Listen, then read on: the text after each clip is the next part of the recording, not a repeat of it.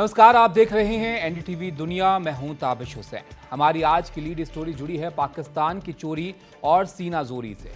पहलगाम के बाद दुनिया भर में उसकी किरकिरी हो रही है और वो भारत को धमकाने पर लगा है। इसके साथ ही देखेंगे कि सिंधु जल संधि स्थगित करने पर किस तरह बौखला रहा है पाकिस्तान। ट्रंप की सरकार के 100 दिन पूरे होने जा रहे हैं, उसका एक लेखा जोखा जानेंगे और साथ ही रूसी सेना के लेफ्टिनेंट जनरल को किसने मारा ये भी आप देखिएगा। आखिर में बेटी के लिए पैदल पैदल मक्का का सफर।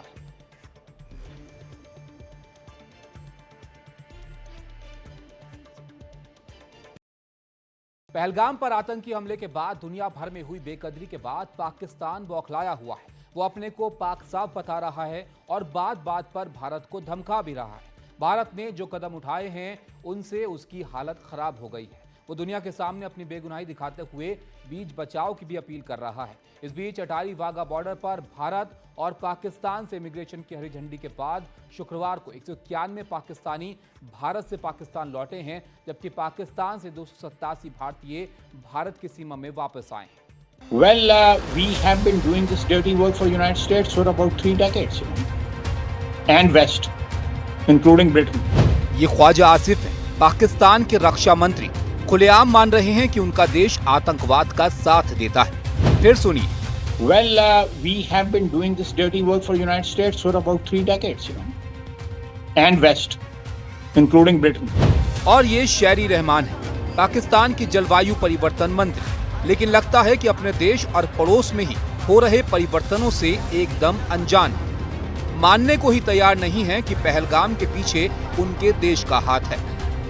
देखिए किस अंदाज में भारत को धमकी दे रही हैं। लेकिन और कोई मिसएडवेंचर करना है और कोई आपने तमाशे करने हैं पाकिस्तान के साथ, याद रहे कि शहीद जुल्फिकार अली भुट्टो ने इस मुल्क को न्यूक्लियर वेपन दिया था, आपकी बराबरी का दिया था, उस पे भी आपने पहल करने की कोशिश की थी। हमने इस खित्ते को मिलिटराइज नहीं किया, आपने किया। आपकी सारी मिलिट्री फॉर्मेशंस अभी भी पाकिस्तान के खिलाफ खड़ी हैं। These are 2 nuclear nations with no risk reduction measures left. They want to go to war. This is an act of war. Pakistan does not like to go to war. But when we do, when we are provoked, we will not be losing anything to them, sir. I am very clear. Pahalgam हमले के बाद पाकिस्तान के ज्यादातर नेता और सेना इसी ढर्रे पर चल रहे हैं। गलती मानने के बजाय भारत को धमकाने का सिलसिला जारी है, लेकिन दूसरी तरफ खौफ भी है। भारत को गीदड़ भभकी दे रहे हैं, जंग का खतरा बता रहे हैं, दुनिया को इसके नुकसान समझा रहे हैं और साथ ही बीच बचाव के लिए गिड़गिड़ा भी रहे हैं। वो चाहते हैं कि अमेरिकी राष्ट्रपति डोनाल्ड ट्रंप बीच बचाव करें। वो ट्रंप को दुनिया का नेता बताते हुए अपनी गुजारिश कर रहे हैं। हकीकत ये है कि पाकिस्तान हर तरफ से घिरा हुआ है। पड़ोसी ईरान, अफगानिस्तान उसे कोई भाव नहीं दे रहे हैं। इस्लामी देश उसका और साथ देने को तैयार नहीं है और बाकी दुनिया पहलगाम के हमले की जमकर निंदा कर रही है, लेकिन पाकिस्तान मानने को तैयार नहीं है।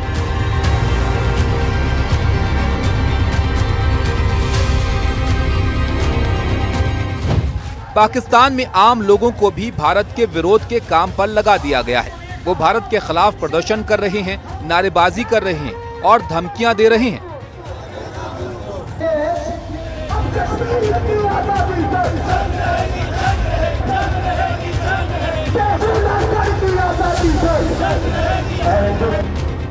दूसरी तरफ ये तस्वीरें पहलगाम की हैं, जहां पर आतंकवादियों ने बेकसूर सैलानियों पर हमला किया था।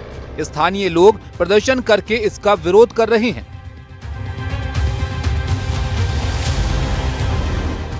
पाकिस्तान जता रहा है कि भारतीय एयरलाइंस के लिए उसका आसमान बंद होने से उनको बहुत नुकसान होगा। बेशक भारतीय उड़ानों के लिए यह खर्चीला है, लेकिन हकीकत यह है कि पाकिस्तान का पड़ोसी देश अफगानिस्तान तक उसके हवाई क्षेत्र का इस्तेमाल नहीं करता है। पिछली बार बालाकोट के बाद पाकिस्तान ने तकरीबन 5 महीनों के लिए ये कदम उठाया था और उस दौरान भारतीय विमान कंपनियों को 600 करोड़ रुपए ज्यादा खर्च करने पड़े थे। अकेले एयर इंडिया को ही 491 करोड़ का नुकसान हुआ था। उसे यूरोप और अमेरिका के लिए अपनी उड़ानों पर रोज 4 करोड़ रुपए ज्यादा खर्च करने पड़े थे।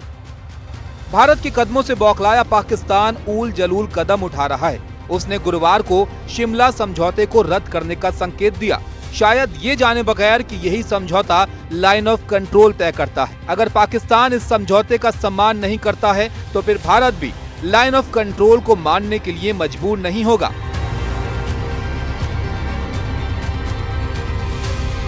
जम्मू क्षेत्र में सुचेतगढ़ सीमा पर चुंगी चौकी के जरिए बीएसएफ ने आम लोगों का आना जाना रोक दिया है। इधर गृह मंत्रालय ने पाकिस्तानियों को दिए गए सारे वीजा रद्द कर दिए हैं। गृह मंत्री अमित शाह ने सभी मुख्यमंत्रियों से बात की है और उनसे कहा है कि जितने भी पाकिस्तानी भारत में हैं, उनकी पहचान करके उनको फौरन वापस भेजा जाए। भारत की सख्ती की वजह से सरहद के उस पार के लोगों का इस पार आना मुश्किल हो रहा है। इंडियन बोल रहे हैं कि भाई पाकिस्तानी वीज़ा पासपोर्ट वाले ना आए।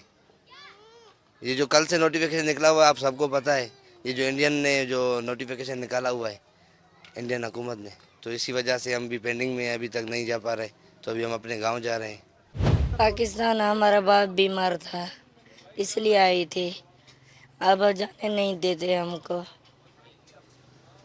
बॉर्डर वाले कहते हैं वापस जाओ। हमारे बच्चे वहीं पे, मेरे 3 बच्चे वहीं पे, 3 मेरे पास है। भारत 3 स्तर पर कार्रवाई कर सकता है, राजनयिक, आर्थिक और सैनिक। सीसीएस की बैठक के बाद कई कूटनीतिक फैसले लिए गए। अटारी वाघा बॉर्डर बंद करने के फैसले का असर आर्थिक तौर पर ज्यादा होगा। सैनिक कार्रवाई होगी या नहीं, इस बारे में कुछ कहा नहीं जा सकता है, क्योंकि सैनिक कार्रवाई होती पहले है और उसकी जानकारी बाद में दी जाती है। पाकिस्तान हर मोर्चे पर इस वक्त बहुत ही कमजोर है, लेकिन अपने लोगों को दिखाने के लिए, दुनिया को दिखाने के लिए वो हर कमजोरी को एटमी ताकत से ढकने की कोशिश करता है। Bureau report, NDTV India. हमारे साथ ब्रह्मा चेलानी साहब हैं, सामरिक मामलों के जानकार हैं। ब्रह्मा साहब, ये हम कदम भी यहाँ पर दिखा रहे हैं जो अब सीसीएस में 5 बड़े फैसले लिए गए हैं। पाकिस्तानी देश छोड़े हैं, लेकिन पाकिस्तान बाज नहीं आ रहा है। वो अब भी धमकाने की मुद्रा में नजर आ रहा है और अपनी चोरी मानना तो दूर, सीना जोरी करते हुए नजर आ रहा है।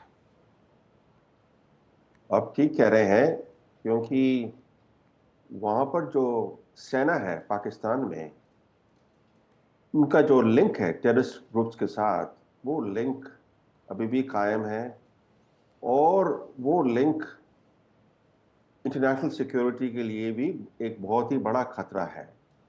सवाल ये उठता है कि क्या भारत पाकिस्तान के खिलाफ सस्टेन्ड कॉस्ट इम्पोज करने के लिए तैयार है, क्योंकि जैसे एक सर्जिकल स्ट्राइक हो या एक एयर स्ट्राइक हो, जैसे बालाकोट में हुआ था एक एयर स्ट्राइक, उससे पाकिस्तान के खिलाफ डिटरेंस तैयार नहीं होता है। अब पाकिस्तान पर लगातार कॉस्ट इम्पोज करने पड़ेंगे, तब जाके वहाँ पर जो मिलिट्री जनरल्स हैं, वो उनका जो बिहेवियर है उस बिहेवियर में चेंज आ सकता है, मगर वन ऑफ स्ट्राइक से उनका बिहेवियर चेंज नहीं होगा। तो भारत की सरकार के लिए बड़ा एक चैलेंज ये है कि किस तरीके से सस्टेन कॉस्ट भारत पाकिस्तान पर इम्पोज करे। लेकिन जिस तरह के इशारे पाकिस्तान की तरफ से यहाँ पर दिए जा रहे हैं ब्रह्मा चेलानी साहब, एक तरफ तो वहाँ पर वो एटॉमिक बम की धमकी यहाँ पर दे रहे हैं, दूसरी तरफ डोनाल्ड ट्रंप से बीच बचाव की बात वो यहाँ पर करते हुए नजर आ रहे हैं। जो यहाँ पर तुलसी गबार्ड हैं, उन्होंने तो साफ यहाँ पर कह दिया है कि पहलगाम में जो कुछ हुआ उसमें वो भारत के साथ खड़े हुए हैं। तो आपको लगता है कि ये कहीं ना कहीं बौखलाहट है पाकिस्तान की और अपनी स्थिति को छुपाने के लिए इस तरह की बात वो यहाँ पर कर रहे हैं कि धमकी की मुद्रा में वो दिखें ताकि लगे कि वो मजबूत हैं? पाकिस्तान की सिचुएशन डोमेस्टिकली और इंटरनेशनली बहुत ही कमज़ोर है इस समय। डोमेस्टिकली तो उनकी इकोनॉमी इस समय इतनी बुरी सिचुएशन में है कि फॉरेन एक्सचेंज रिजर्व्स पाकिस्तान के पास गिर गए इतने लेवल तक कि 1 महीने से ज़्यादा उनके पास रिजर्व्स नहीं है इंपोर्ट्स के लिए। और इंटरनेशनली पाकिस्तान एक तरह से आइसोलेटेड है, क्योंकि इस समय जो सरकार है अमेरिका में, उसका जो एटीट्यूड है इस्लामिस्ट टेररिज्म के बारे में, वो एटीट्यूड बहुत ही कठोर है।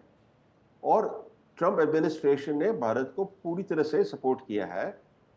जैसे जिस तरह से ये अटैक हुआ पहलगाम में, उसके बाद प्रेसिडेंट ट्रंप ने पर्सनली इसको कंडेम किया और मैसेज भेजा, और उनके जो फॉरेन मिनिस्टर हैं, सेक्रेटरी ऑफ स्टेट, उनकी स्टेटमेंट, और अभी तुलसी गैबर्ट जो अमेरिकन इंटेलिजेंस एजेंसीज की चीफ है। तो इस समय जो जियोपॉलिटिकल एनवायरनमेंट है वो क्वाइट फेवरेबल है भारत के लिए। तो अगर इस समय भारत कुछ करता है पाकिस्तान के खिलाफ, तो इंटरनेशनल ओपिनियन भारत की तरफ रहेगा जी। By and large. अमेरिका की राष्ट्रीय खुफिया एजेंसी के निदेशक तुलसी गबार्ड ने एक्स पर पोस्ट किया है कि हम पहलगाम में हुए खौफनाक इस्लामी आतंकी हमले में, जिसमें 26 हिंदुओं को निशाना बनाकर मार दिया गया, भारत के साथ खड़े हैं। मेरी प्रार्थनाएं और गहरी संवेदनाएं भारत के लोगों, प्रधानमंत्री मोदी उन लोगों के साथ हैं जिन्होंने अपने प्रियजनों को यहाँ पर खोया है। हम आपके साथ हैं और इस जघन्य हमले के जिम्मेदार लोगों तक पहुंचने में आपका सहयोग करेंगे।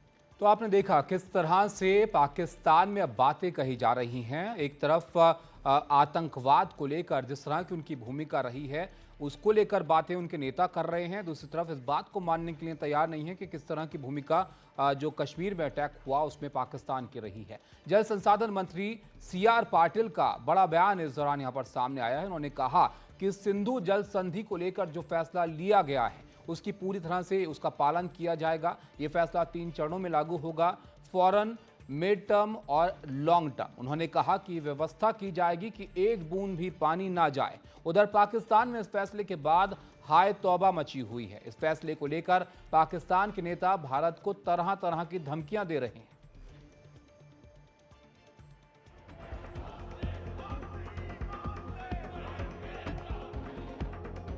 तस्वीरें मुजफ्फराबाद की हैं, जहां 50 लोग सिंधु जल संधि को स्थगित करने के भारत के फैसले के खिलाफ प्रदर्शन करने के लिए सड़कों पर उतर आए।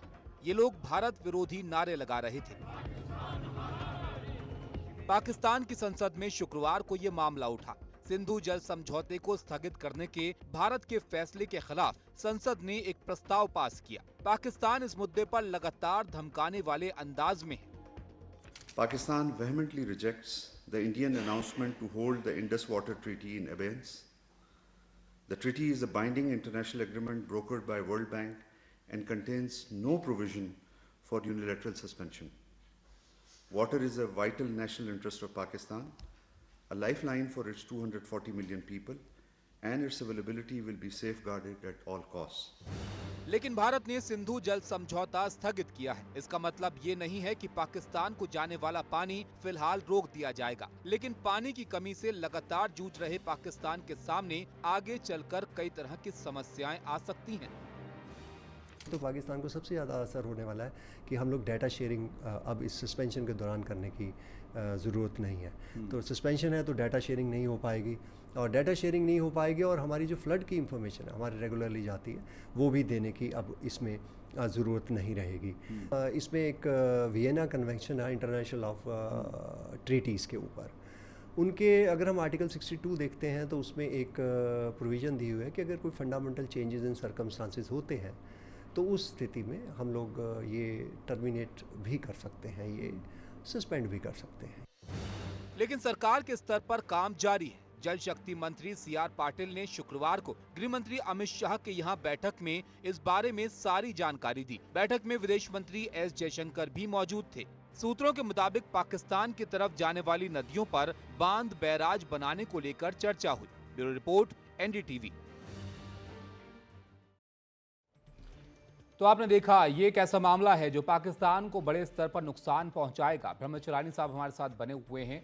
सर, सबसे पहले तो ये आप समझाइए कि ये कितना बड़ा नुकसान पाकिस्तान के लिए होगा, क्योंकि उनकी GDP का एक बड़ा हिस्सा इस नदी के पानी पर निर्भर करता है, इसी के जरिए वहाँ पर खेती होती है। और दूसरा, शिमला समझौते को रद्द करने की जो बात कर रहे हैं, फिर तो LOC का हम भी नहीं मानेंगे, ये उनके लिए कितना बड़ा डेंट होगा? शिमला एग्रीमेंट पाकिस्तान ने रद्द कर दिया है इन प्रैक्टिस कई सालों से। इसको रिस्पेक्ट तो करते नहीं है, और जहाँ तक इंडस रिवर वाटर्स ट्रीटी की बात है, ये दुनिया का सबसे जेनरस वाटर शेयरिंग ट्रीटी है। 80% से ज़्यादा इंडस सिस्टम का पानी भारत ने पाकिस्तान के लिए रिजर्व किया 1960 में, जब नेहरू की सरकार थी। ये भारत की तरफ से एक बहुत ही बड़ा ब्लंडर था कि एक दुश्मन देश के लिए 80% से ज़्यादा इंडस सिस्टम का पानी परमानेंटली, इंडेफिनिटली भारत ने रिजर्व किया। अब इस ट्रीटी से बाहर निकलना भारत के लिए बहुत ही ज़रूरी है, मगर इस समय भारत के पास हाइड्रो इंफ्रास्ट्रक्चर नहीं है जिस तरह से वो इन नदियों का जो वाटर है उसको रोक पाए। जो 3 बड़ी नदियां हैं पाकिस्तान के लिए रिजर्व्ड है, चिनाब, झेलम और इंडस। ये 3 बहुत बड़ी नदियां हैं, ये तीनों पाकिस्तान के लिए रिजर्व्ड है। इन तीनों नदियों पर भारत सिर्फ हाइड्रो इलेक्ट्रिक स्टेशन बना सकता है बिना कोई डैम रिजर्वॉयर के। इन अदर वर्ड्स, भारत कोई भी पानी स्टोर नहीं कर सकता इन 3 नदियों पर। और जो 3 छोटी नदियां हैं, सतलज, रवि और बियास, वो भारत के लिए है। अब भारत का जो इंफ्रास्ट्रक्चर इतना पुअर है कि जो 3 छोटी नदियां हैं भारत के लिए, उनमें से भी पानी पाकिस्तान को जाता है। वैसे वो सारा पानी भारत के लिए है, पर उन 3 छोटी नदियों का भी पानी पाकिस्तान को फ्लो करता है। तो अगर भारत इंडस वाटर ट्रीटी को एक वेपन बनाने की कोशिश करेगा तो उसके लिए एक हाइड्रो इंफ्रास्ट्रक्चर चाहिए। हाइड्रो इंफ्रास्ट्रक्चर के लिए कई साल लगेंगे और बहुत सारा पैसा चाहिए होगा। तो इस समय भारत के पास कोई कैपेसिटी नहीं है, कोई कैपेबिलिटी नहीं है कि वो पानी रोक सके। तो थोड़ा वक्त जरूर इसमें लगे, लेकिन फेजेस में ये काम जो है वो किया जाएगा। इस दिशा में जरूर सरकार यहाँ पर इशारा कर रही है। बहुत शुक्रिया चरानी साहब आपका हमारे साथ जुड़ने के लिए, विस्तार से इस मुद्दे पे यहाँ पर बात करने के लिए। अब रुख करते हैं अमेरिका का। 30 अप्रैल को यानी आज से 5 दिन बाद डोनाल्ड ट्रंप को अमेरिका के राष्ट्रपति बने 100 दिन हो जाएंगे। अपने कार्यकाल में अब तक ट्रंप ने क्या फैसले किए हैं और उन फैसलों का अमेरिका और दुनिया पर क्या असर हुआ है, उन पर एक नजर जरा डाल लेते हैं।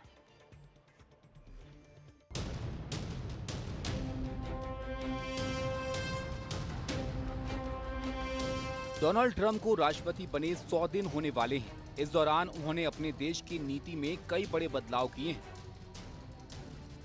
ट्रंप ने सत्ता संभालते ही अपने पहले 95 दिनों में 137 शासकीय आदेश जारी किए, जबकि जो बाइडेन ने अपने पूरे कार्यकाल में सिर्फ 162 कार्यकारी आदेश जारी किए थे। कार्यकारी आदेशों को कांग्रेस की मंजूरी की जरूरत नहीं पड़ती, लेकिन अभी तक वो सिर्फ 5 बिल कांग्रेस से पारित करवा पाए हैं, जो सबसे कम है।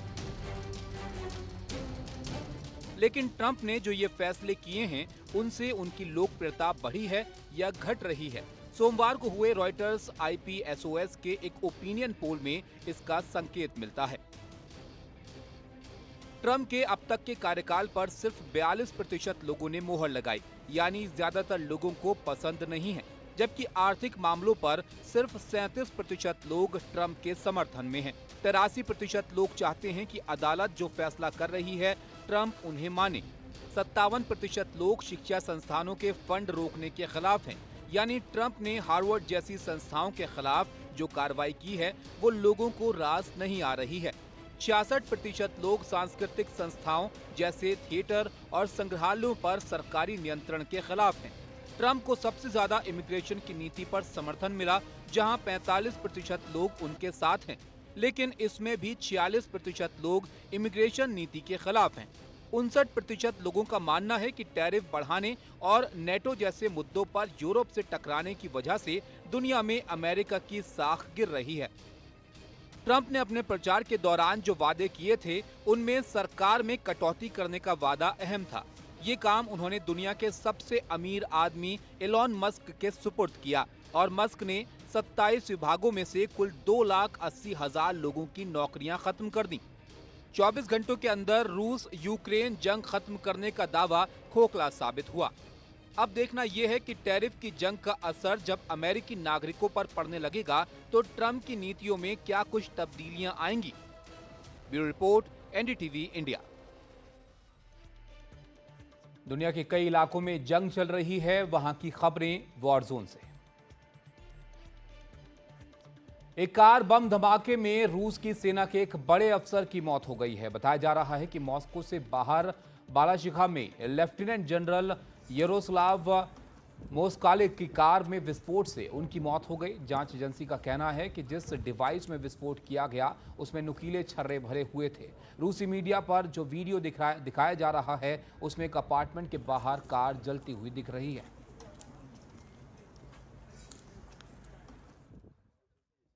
मॉस्को में कार धमाके में रूसी सेना के इतने बड़े जनरल की मौत जाहिर सी बात है कि रूस के लिए एक बहुत बड़ा झटका है। शुरुआती तौर पर इस कार धमाके को लेकर स्टेट मीडिया ने ये रिपोर्ट किया कि ये गैस लीक की वजह से हुआ धमाका है, लेकिन जांच में पता चला कि इस कार में इम्प्रोवाइज्ड एक्सप्लोसिव डिवाइस के जरिए धमाका किया गया।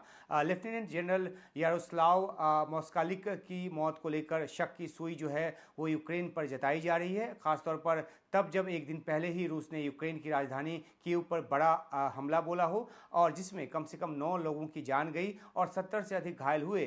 यूक्रेन के राष्ट्रपति जेलेंस्की को साउथ अफ्रीका का अपना जो दौरा है वो बीच में ही छोड़कर यूक्रेन लौटना पड़ा और इस हमले को लेकर अमेरिकी राष्ट्रपति ट्रंप ने भी जो है वो नाखुशी जताई।